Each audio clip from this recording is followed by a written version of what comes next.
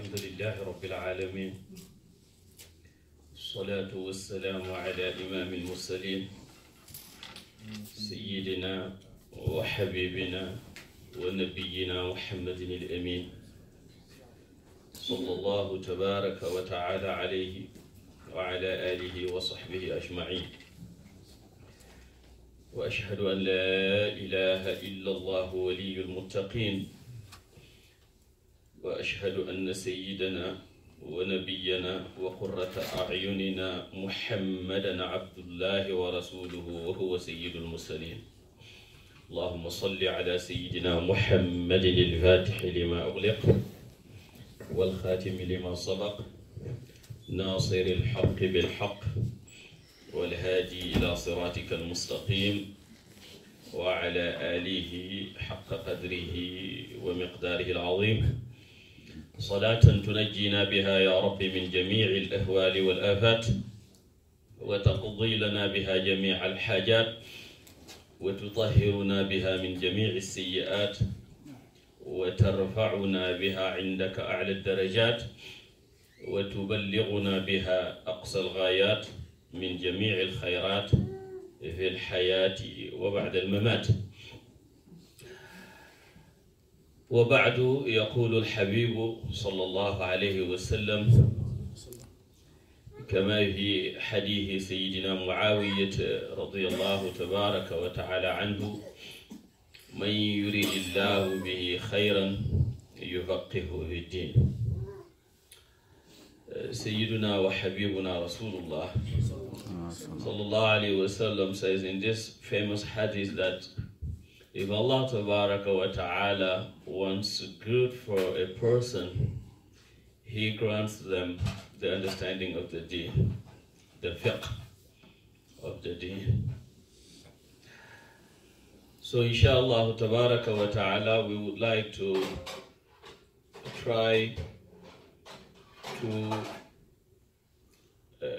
get to understand this deen, or we will try to get the way how to understand this deen.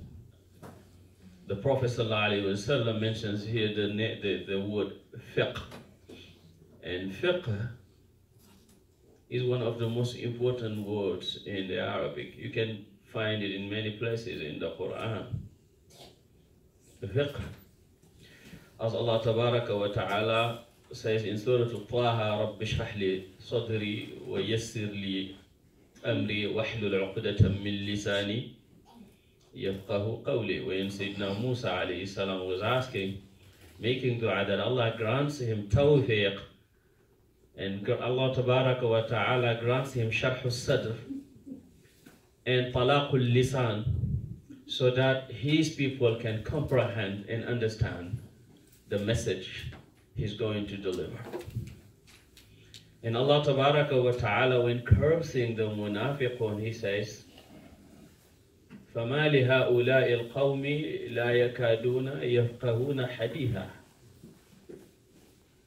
وفي آية أخرى لا يكادون يفقهون قولا in Surah Al-Kahf.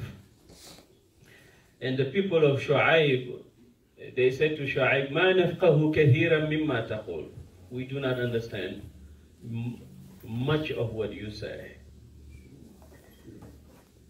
الْفِقْهُ فِي الدِّينِ.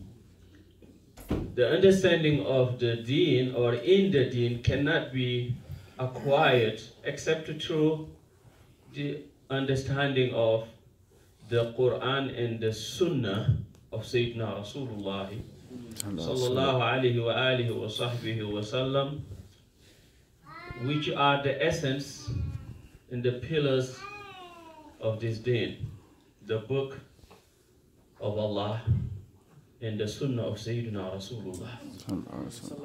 They cannot be separated. Why? Allah says to Rasulullah, we have sent down to you the book لِتُبَيِّنَ لِلنَّاسِ مَا نُزِّلَ إِلَيْهِمْ وَلَعَلَّهُمْ يَتَفَكَّرُونَ.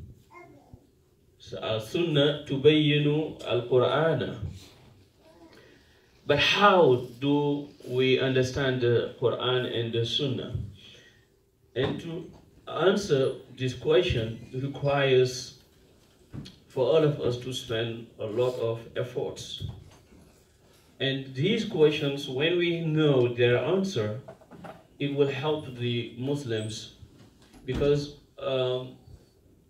one of the reasons why I really think of talking about this in our khutab is that many other times you see Muslims with good intentions criticizing one another for masail fiqhiyya, far'iyya, for questions of fiqh that are, regular questions that we wouldn't have problem with those questions if we really understood our deen, if we really did what we had to do to understand this deen.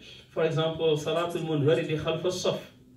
You see a person who comes, the first saf is full, he want to pray, but because he heard that if you pray by yourself behind the saf, your prayer is not good. So he understood this hadith in its literal sense.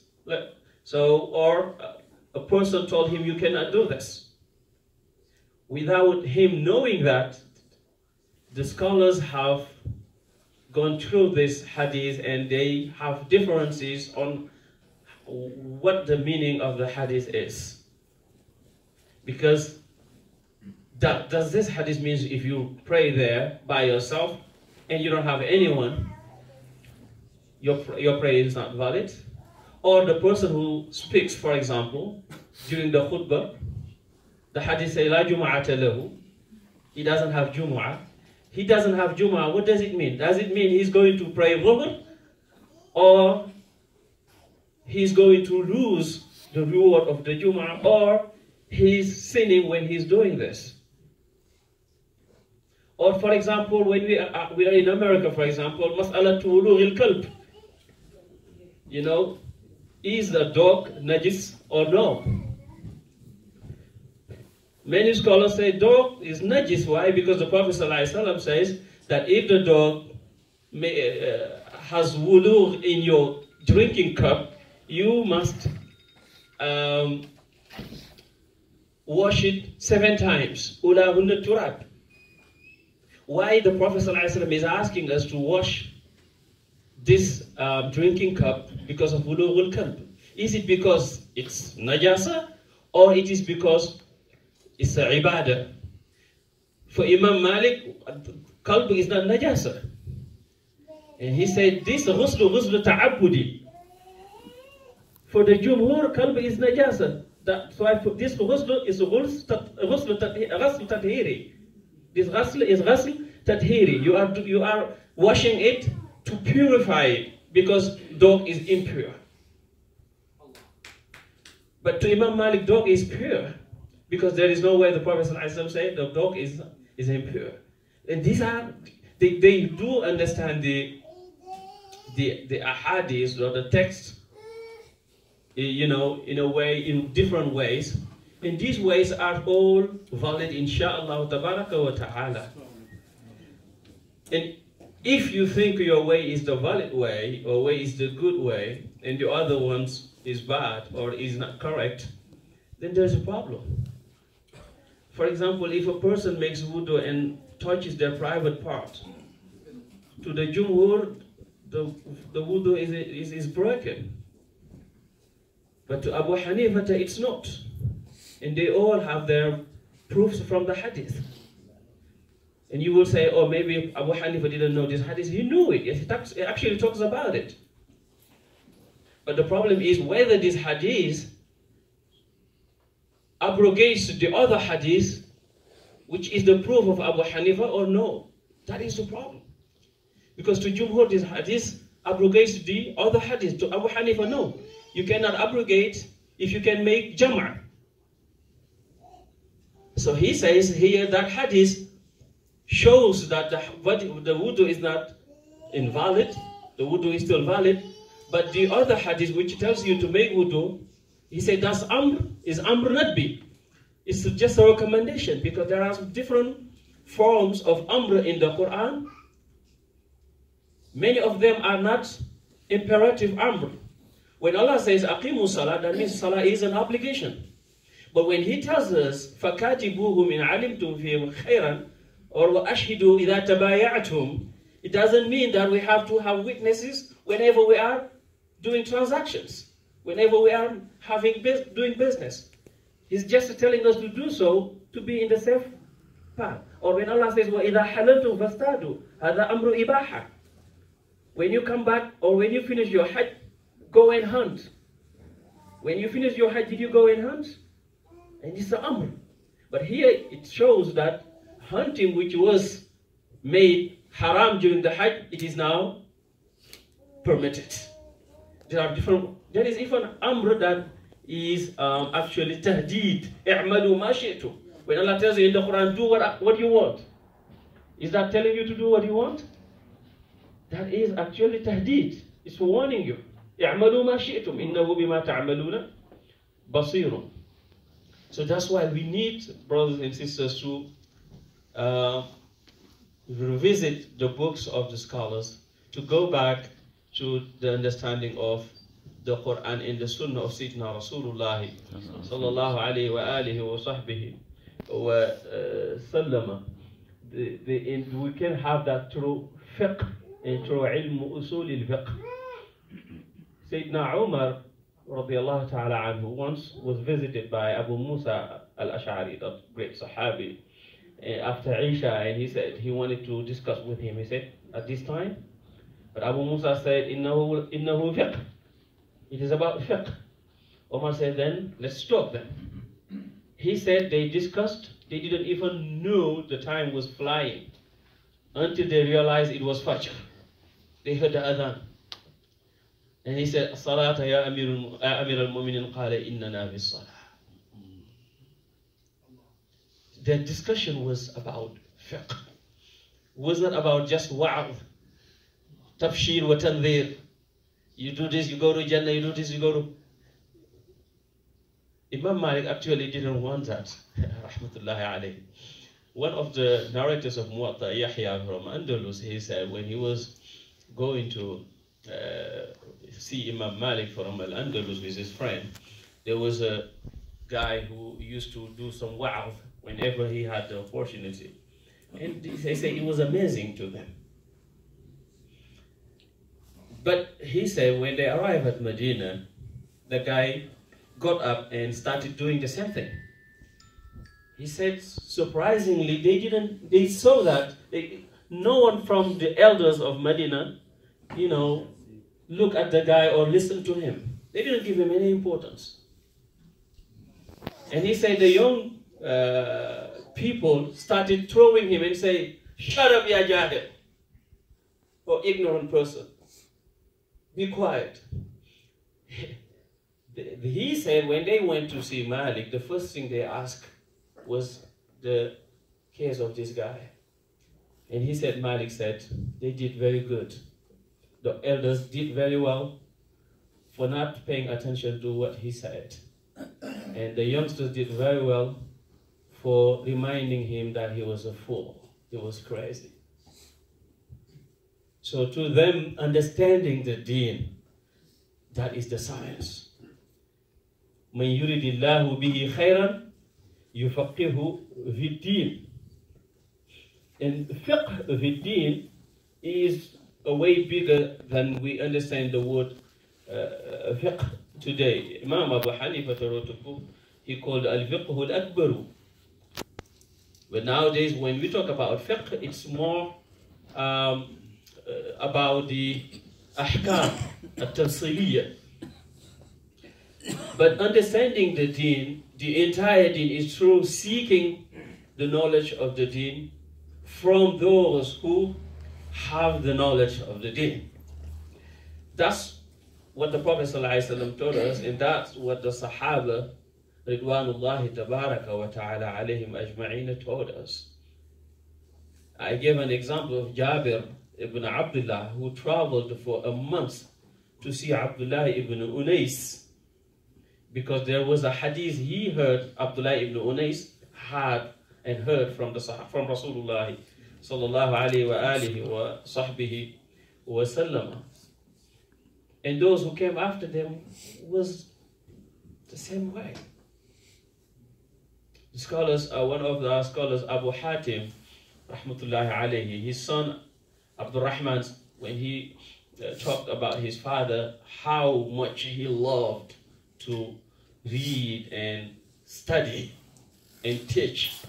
He said whenever his father was eating, he would have him, Abdul Rahman, reading for him because he was eating.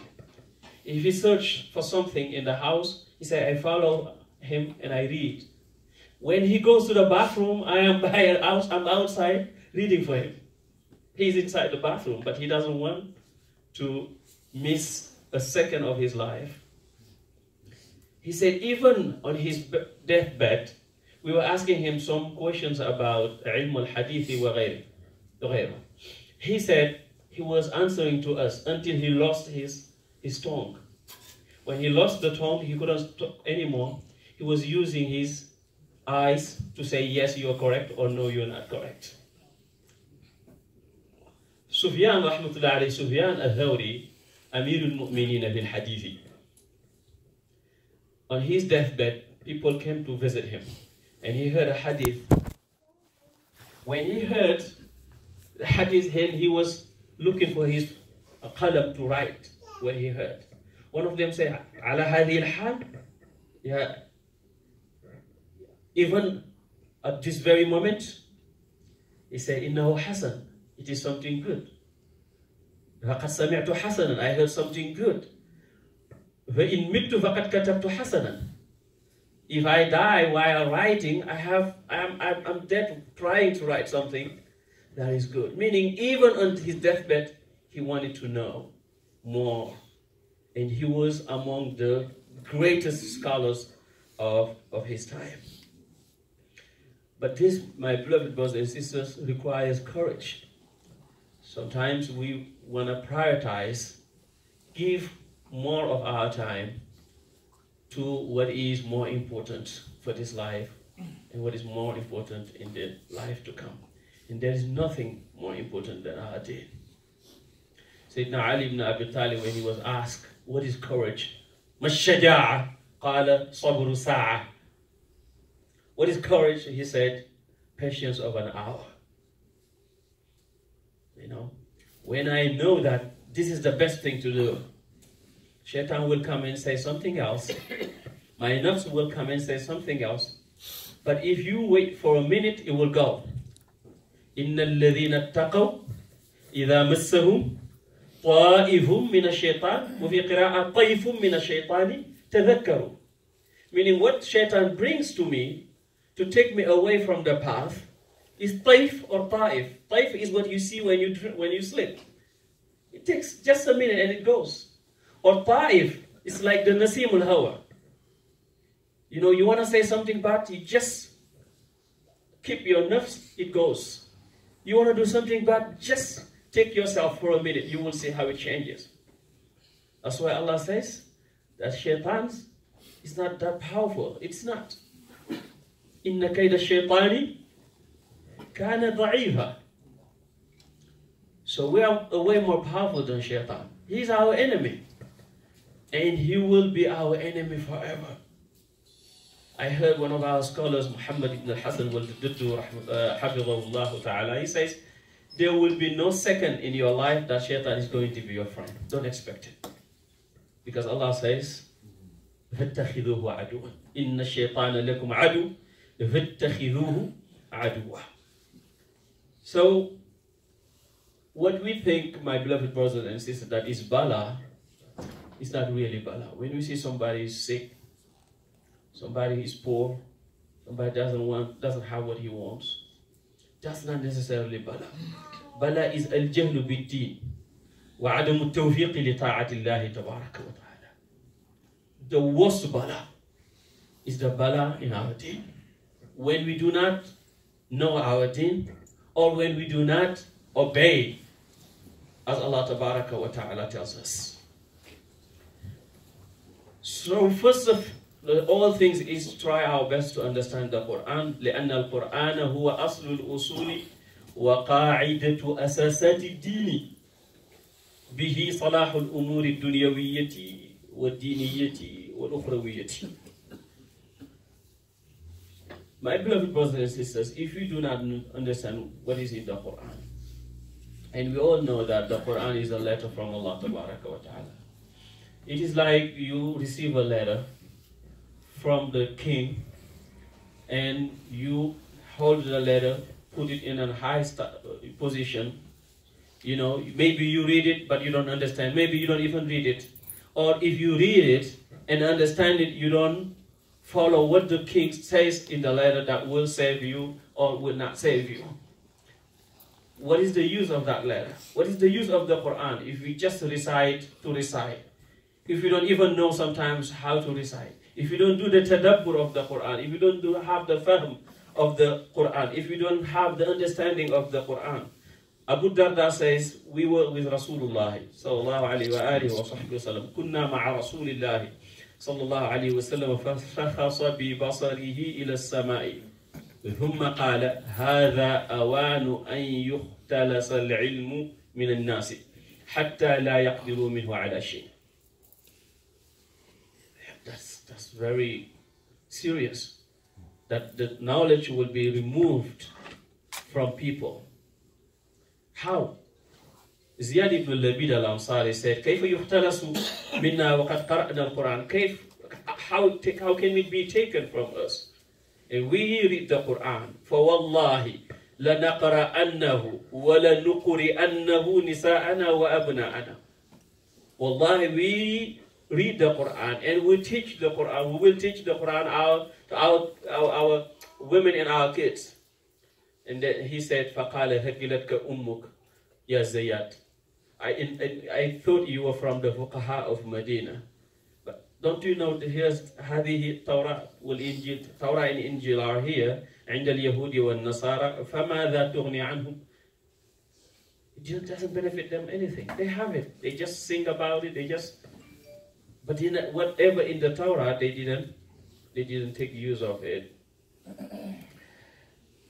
Jubayr said, when I met Ubadah ibn Samit, I told him what Abu Darda said. He said, he spoke the truth. And he told him, let me tell you the first knowledge that will be taken, removed from us, from people.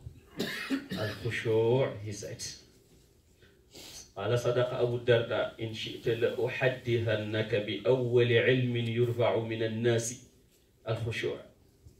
We are in the masjid, we pray 5 times a day, but we always have the same problem in prayer. Why? Because of lack of hudur and lack of khushu'. Because prayer is a fard. That's why we're here. Juma, everybody is in the masjid because we have to be in Juma, in the masjid. But the regular days, we have 5, 10, 15, less, because it's not necessary to us. But if we neglect that, we're going to neglect bigger than that. So, having the book with us, which is the Quran, but having not enough understanding of it, having the teachings of the Prophet ﷺ, and not understanding it, it's a big problem of the Ummah. People fight for everything because of of ikhtilaf, which is natural. Allah Tabaraka wa Ta'ala says, وَلَا يَزَالُونَ مُخْتَلِفِينَ إِلَّا مَنْ رَحِمَ رَبُّكَ وَلِذَلِكَ خَلَقَهُمْ. Ikhtilaf is natural. You and your brothers, you don't think the same way. Your children don't think the same way.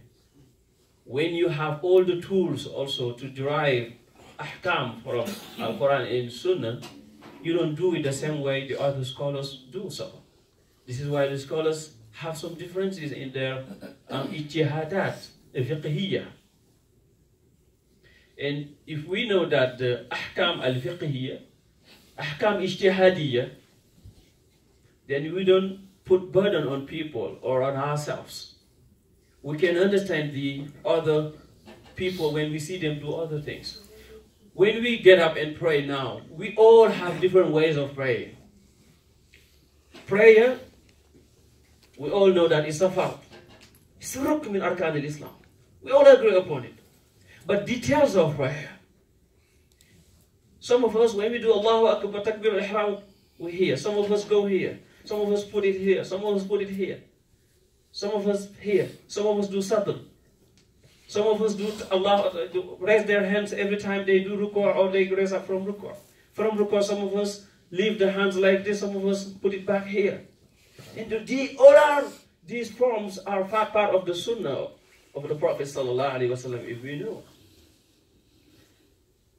But because of differences in fiqh, we kill each other, or we backbite each other, or we sabotage each other, or we even judge others, not knowing that وَكَمْ مِنْ عَائِبٍ قَوْلًا صَحِيحًا وَآذَتُهُ مِنَ الْوَهْمِ السَّقِيمِ. Sometimes you judge someone, or you sabotage, or you criticize someone, thinking they don't know, but it is because of lack of knowledge. That they tell you, no, this is clear, this is the Quran, what the Quran says is clear. But في القرآن ما هو مجمل وما هو مفصل ومبين. This was called mujmal in the Quran. It needs tafsil. For example, when Allah says ثلاثة قروء والمطلقات يتربصن بأنفسهن ثلاثة قروء. What is قر? قر means hayd, it means also qadr. Which one should I take?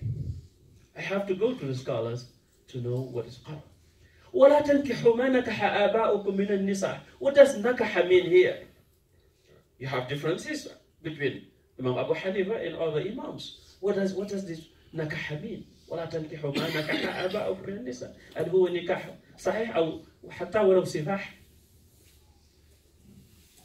These are serious things that if you don't know, my beloved brothers and sisters, it will be creating a lot of problems, and it has created a lot of problems. Sometimes نبدع الناس حتى من أجل مسائل فقهية. Sometimes we don't even recognize what is fiqh question or what is aqadi question, and that is very, very, very serious. So, beloved brothers and sisters, let us go back to the Quran and read it. الَّذِينَ آتَيْنَاهُمُ الْكِتَابَ يَتْلُونَهُ حَقَّ تِلَاوَتِهِ. And go back to the Sunnah of Sayyidina Rasulullah sallallahu alayhi wa alihi wa sahbihi wa sallam and read it. For if we turn ourselves away from the Quran, Allah says, مَنْ أَعْرَضَ عَنْ ذِكْرِي فَإِنَّ لَهُ مَعِيشَةً ضَنْكًا وَمَنْ يَعْشُ عَنْ ذِكْرِ الرَّحْمَنِ نُقَيِّضْ لَهُ شَيْطَانًا فَهُوَ لَهُ قَرِينٌ. And وَلَمَّا جَاءَهُمْ رَسُولٌ مِّنْ عِنْدِ اللَّهِ مُصَدِّقٌ لِمَا مَعَهُمْ نَبَذَ فَرِيقٌ مِّنَ الَّذِينَ أُوتُوا الْكِتَابَ كِتَابَ اللَّهِ وَرَاءَ ظُهُورِهِمْ كَأَنَّهُمْ لَا يَعْلَمُونَ. Allah is talking to the Ahlul Kitab. When they threw their book away, what did they do? They followed what the shayateen brought in the kingdom of Sayyidina Sulaiman. وَاتَّبَعُوا مَا تَتْلُو الشَّيَاطِينُ عَلَى مُلْكِ سُلَيْمَانَ. So if we turn ourselves away from the book of Allah and the Sunnah of Sayyidina Rasulullah, what else do we follow? And that will lead, وَالْعِيَاذُ بِاللَّهِ, to even disbelief in the book of Allah and in Allah subhanahu wa ta'ala. Allah says in Surah Ar-Rum, ثُمَّ كَانَ عَاقِبَةَ الَّذِينَ أَسَاءُوا السُّوءَ أَنْ كَذَّبُوا بِآيَاتِ اللَّهِ وَكَانُوا بِهَا يَسْتَهْزِئُونَ. Because Allah says here, if we turn ourselves away, shaitan will be our friend. نُقَيِّدْ لَهُ شَيْطَانًا وَهُوَ لَهُ قَرِينٌ وَلَا خَيْرَ فِي مَنِ الشَّيْطَانُ قَرِينُهُ. There is no good in any person that has shaitan as a friend. Then inshallah tabaraka wa ta'ala, we will go throughout our khutb on some of the tips that can help us understand the Quran and the Sunnah of Sayyidina Rasulullah sallallahu alaihi wasallam. But let me say this, that one of the most important things is to try our best to understand the language of the Quran, which is Al-Lugha Al-Arabiya. Al-Lugha Al-Arabiya, without it, whatever people can tell you, our understanding of the Quran and the Sunnah of Sayyidina Rasulullah sallallahu alaihi wasallam will not be complete. Of course, in the course of learning and reading, we still can use the translation, but the translation can never give the Quran its due right. The Sunnah is the due right. In French, there is a saying, qui traduit, trahit. Whoever translates, betrays. Al-Arabiya, thumma ilm al-usul. Without ilm al-usul, a person can never talk about fiqh. Whenever you hear something say, I heard so and so, nobody can talk about the Quran or the Sunnah without understanding Arabic and ilm usul al-fiqh. No one. For example, I heard someone saying that, criticizing a sheikh who said that hadith can particularize what is generalized in the Quran. I don't know if my English is good enough for you to understand. For example, Quran can bring a rule and hadith can take some exceptions from that ruling of the Quran. عام في القرآن يخص بالحديث أو مطلق يقيد بالحديث.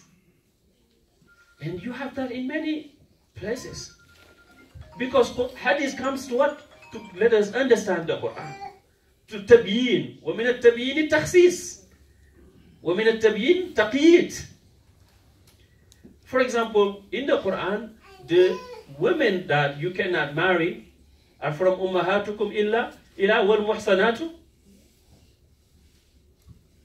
من النساء.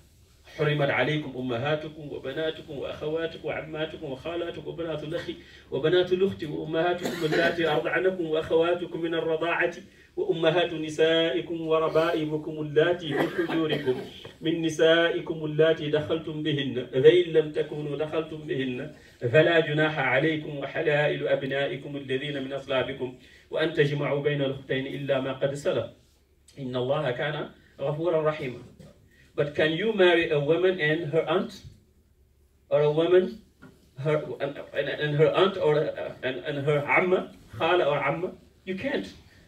But it's not in the Quran. Where is it?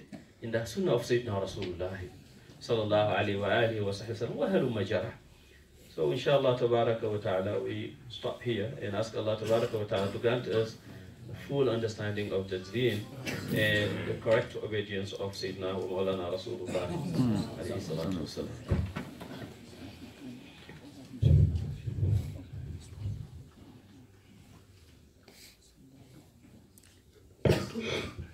Alhamdulillah, salatu wassalamu ala Sayyidina wa Mawlana Rasulullah sallallahu alayhi wa ala alihi wa ashabihi wa man wala.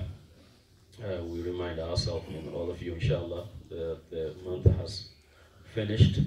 So, inshallah, tabaraka wa ta'ala, after Jummah, we help collect to pay the